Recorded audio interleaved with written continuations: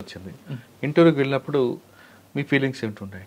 Already ఒకటి అయిపోయింది, second attempt వస్తుందా రాదా అనుకున్నారు. ఫస్ట్లో మీరు చెప్తున్నట్లుగా ఇది నేను చేయగలనా లేదా అని డిసైడ్ అవుతాను అనుకున్నారు. సో ఇంటర్వ్యూకి వెళ్ళేసరికి అప్పటికి నాకు మెయిన్స్ బాగానే ఇచ్చాను. సో మెయిన్స్లో చాలా లాస్ట్ ఇయర్కి ఇంప్రూవ్మెంట్ ఉంటుంది. అలాగే ఇంటర్వ్యూకి కూడా లాస్ట్ ఇయర్ కన్నా బెటర్గా ప్రిపేర్ అయ్యాను. సో లాస్ట్ ఇయర్కి నాకు ఇంటర్వ్యూలో సేమ్ నాలెడ్జ్ ఉండేదండి. బట్ ఓన్లీ ఏంటంటే ఈసారి ఇంకొంచెం ఎక్కువ కాన్ఫిడెన్స్, ఎక్కువ ప్రిపేర్ అయ్యాను ఇంటర్వ్యూకి. అండ్ ఇంటర్వ్యూకి కూడా ఇంకొక మా ఫ్రెండ్తోని డైలీ ఇంటర్వ్యూ ప్రాక్టీస్ చేసేవాడిని. అది చాలా హెల్ప్ అయిందండి. సో ఈ కాన్ఫిడెన్స్తోని నేను ఇంటర్వ్యూ ఎలా క్వశ్చన్స్ వచ్చినా ట్యాకిల్ చేయగలుగుతా అన్న కాన్ఫిడెన్స్ 2023 అప్పుడు ఉండే. ఫస్ట్ అటెంప్ట్లో ఆ కాన్ఫిడెన్స్ లేకుండే అండి. సెకండ్లో వచ్చింది. సెకండ్లో కాన్ఫిడెన్స్ వచ్చింది. ఎందుకంటే నేను ఇక నా బెస్ట్ ఇచ్చాను, నేను ప్రిపేర్ అయ్యే కాడికి ప్రిపేర్ అయ్యాను. సో ఇదే కాన్ఫిడెన్స్తో వెళ్ళిపోదాం, let see where it takes us అంతే. అదే కాన్ఫిడెన్స్తో వెళ్ళాను. రూమ్ బయటకి వచ్చాక కూడా ఒక ఫుల్ఫిల్మెంట్ అయితే ఉంది. ఓకే, క్వశ్చన్స్ ఎలా అడిగిన వాళ్ళు నేను బాగానే బ్యాలెన్స్డ్గా, ఆప్టిమిస్టిక్గా వ్యూ తీసుకొని ఆన్సర్ చేశాను. సో అని ఒక కాన్ఫిడెన్స్ లెవెల్ కొంచెం పెరిగి ఒక్కటి అనిపించింది. రూమ్లోకి వెళ్ళిన తర్వాత అట్మాస్ఫియర్ ఎలాగో మీకు ఎంజాయ్ చేశారు? చాలా హార్ష్గా ఉందా, కూల్గా ఉందా, హాట్గా ఉందా ఇంటర్వ్యూ రూమ్లో? సో ఇంటర్వ్యూ రూమ్ వచ్చేసి ఒక రౌండ్ టేబుల్ ఉండేదండి. అండ్ సో రౌండ్ టేబుల్ చుట్టూ సార్ 5 మెంబర్స్, సార్ అందరూ like male member board. So నేను ఒక్కని, సో క్లోజ్. సో ఇట్లాంటి ఒక రౌండ్ టేబుల్, అదర్ సార్ ఈ జస్ట్ ఒక 1 hand distance from me. So అంత క్లోజ్ ఉండేది. సో ఎలా అయిపోయిందంటే ఒక క్వశ్చన్ అండ్ ఆన్సర్ ఏదో వైవా టైప్ కన్నా ఒక రౌండ్ టేబుల్ డిస్కషన్, ఒక టాపిక్ తీసి. అంటే ఫ్రెండ్లీ మూమెంట్ కనిపించిందా? Friendly in the sense friendly ఏం లేదండి. సో చాలా కొంచెం కొన్ని క్వశ్చన్స్లో ఫ్రెండ్లీ ఉండే, వాళ్ళు నవ్వారు, నేను నవ్వాను. కొన్ని ఇట్లలో కొంచెం డిబేట్ మోడ్లో కూడా వెళ్ళింది. సో నేను చెప్పిన దానికి వాళ్ళు అగ్రీ చేయలేదు. సో వాళ్ళు ఇంకో వేరే కొత్త పాయింట్ యాడ్ చేయడము.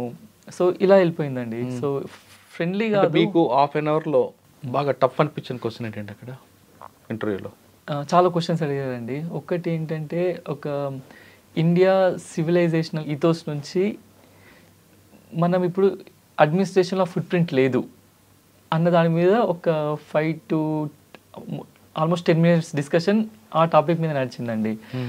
ఇప్పుడు ఫర్ ఎగ్జాంపుల్ వేరే యూరోపియన్ సొసైటీలో తీసుకుంటే వాళ్ళ సివిలైజేషనల్ ఫుట్ ప్రింట్స్ వాళ్ళ అడ్మినిస్ట్రేషన్ గవర్నెన్స్లో ఉంటాయి, ఎడ్యుకేషన్ సిస్టమ్ మీదనే ఉంటాయి. సో మనది అక్కడ లేదు. సో దానికి రీజన్స్ అని, ఇండిపెండెన్స్ తర్వాత మనం ఆ స్టెప్స్ తీసుకున్నామా లేదా, సో డిఫరెంట్ గవర్నమెంట్స్ ఎలా తీసుకున్నాయి స్టెప్స్. సో కైండ్ ఆఫ్ కొంచెం కాంట్రవర్షియల్ సైడ్ వెళ్ళాయి. బట్ చాలా బ్యాలెన్స్డ్గా ఆన్సర్ చేశాను, ఆబ్జెక్టివ్గా బ్యాలెన్స్డ్గా రీజనింగ్గా ఆన్సర్ చేశాను. So maybe that kind of help me. బోట్లో 5 members ఉన్నారు. మీరు ఐ కాంటాక్ట్ ఎవరికి ఇచ్చారు? అందరికి ఇచ్చారా, ఓన్లీ చైర్మన్కి ఇచ్చారా? సో ఎవరు క్వశ్చన్ అడిగితే వాళ్ళకి ఎక్కువ ఐ కాంటాక్ట్. సో అప్పుడప్పుడు మేబీ అందరూ క్యూరియస్గా వింటున్నారు కాబట్టి సమ్ టైమ్స్ మనం అందరినీ ఎంగేజ్ చేయాలి కదా. సో సమ్ టైమ్స్ మేబీ ఒక 10 or 15% ఆఫ్ ద టైం వేరే మెంబర్స్ని కూడా చూడడం జరిగిందండి. మీ బాడీ లాంగ్వేజ్ కూడా ఒకసారి వాళ్ళు అబ్జర్వ్ చేస్తుంటారు? చాలా అబ్జర్వ్ చేస్తారండి. మీరు కూర్చున్న పొజిషన్ దగ్గర నుండి కంఫర్ట్ పొజిషనా కాదని, మీరు కంఫర్ట్ పొజిషన్లో కూర్చున్నారా? కంఫర్ట్ పొజిషన్లో కూర్చున్నా అండి. సో నార్మల్గా ఇలాగే రిలాక్స్ అయ్యి కూర్చున్నాను. సో వాళ్ళు చూస్తారు మనం ఎంత స్ట్రెస్ అవుతున్నామా, ఎలా ఉంది, డిగ్నిఫైడ్ ఉన్నామా అని చూస్తారండి. సో రైట్, అది కూడా మనకు ఒక ప్లస్ పాయింటే కదా. అన్ని ప్లస్ పాయింట్, ఎందుకంటే ఇది ఒక పర్సనాలిటీ టెస్ట్.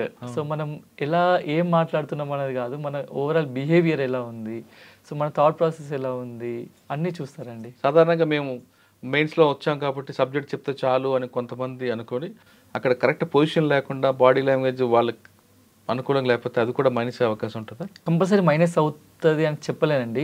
బట్ ఎట్లా అంటే ఇదైతే ఓన్లీ నాలెడ్జ్ టెస్ట్ కాదు. సో ఓన్లీ నాలెడ్జ్ ఉంటేనే మంచిగా లైక్ అన్ని ఆన్సర్స్ చెప్పినా అప్పుడప్పుడు చాలా తక్కువ మార్క్స్ వస్తాయి. So it's overall complete 360 degrees assessment. ఒక పర్సన్ని అసెస్ చేసేటప్పుడు knowledge, behaviour, attitude, thought process అన్నీ ఎవాల్యుయేట్ చేస్తారు. ఇట్స్ పర్సనాలిటీ టెస్ట్ అండి. సో ప్రతిదీ అయితే ఎఫెక్ట్ ఉంటుంది.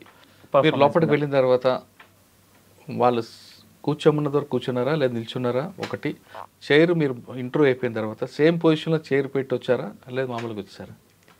సో వెళ్ళాక పర్మిషన్ అడిగాక కూర్చుందామండి. సో నార్మల్గా మనం ఎక్కడికి వెళ్ళాక ఫార్మల్ సెట్టింగ్స్లో పర్మిషన్ అడిగి కూర్చుంటాం. పర్మిషన్ అడిగి కూర్చున్నాను. అండ్ సేమ్ లైక్ చైర్ కూడా, so it's a just normal behaviour. మనం చైర్ ఎలా తీసుకున్నామో అలానే పొజిషన్లో పెట్టేసి రావడం నార్మల్ బిహేవియర్ అండి. అంటే కొంతమంది అక్కడ విడిచిపెట్టి వస్తుంటారు, అది కూడా బాడీ లాంగ్వేజ్కి మైనస్ అవుతాము కదా మన బిహేవియర్కి. ఏమండి అంత గమనించలేదు వేరే వాళ్ళు అలా చేస్తారని.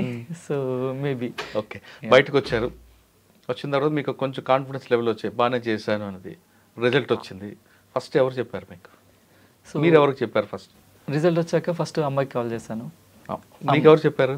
సో నాకు రిజల్ట్ వచ్చిందని చూసానండి. సో రిజల్ట్ వచ్చి చూసాక మా ఫ్రెండ్స్ కాల్ చేసి చెప్పారు ఇట్లా 27th ర్యాంక్ వచ్చిందని. So happy. కొంచెం ఎట్లా అంటే ఫీల్ ఒక కంటెంట్మెంట్ లాగా అనిపించింది అండి. అంటే ఒక ఫుల్ఫిల్మెంట్ లాగా, ఒక థాట్ మీద నమ్మి ఒక 3 years ఆఫ్ హార్డ్ వర్క్ చేశాము. ఒక 100% కమిట్మెంట్తోని 100% ప్లానింగ్తోని చేసాము. అది ఫుల్ఫిల్ అయింది అన్న ఒక మంచి కంటెంట్మెంట్ ఉండే. సో 27 అనుకున్నారా? ఇంకా ఇంకా మంచి ర్యాంక్ వస్తుంది అనుకున్నారా? లేదండి 27 I'm satisfied with 27th rank అండి. సో వెంటనే ఫస్ట్ అమ్మాయికి కాల్ చేశాను. అమ్మాయి ఉన్నారు, మదర్ అయితే ఏడ్చింది. సో నేను కూడా ఆల్మోస్ట్ ఎమోషనల్ అయ్యాను, ఒక ఏడుపు ఒకటి రాలేదంతే. సో అది ఒకటండి. సో తర్వాత ఇక చాలామంది లైక్ కొందరికి క్లోజ్ ఫ్రెండ్స్కి అందరికీ కాల్ చేశాను. ఓకే.